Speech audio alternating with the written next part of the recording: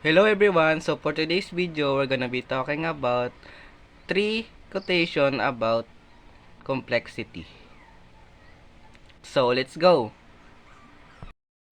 So the first quotation is, complexity is the enemy of clarity. This quotation belongs to Andy Stanley. This means that when things get too complicated, it becomes harder to understand the truth. The second quotation belongs to Leonardo da Vinci. Simplicity is the ultimate sophistication.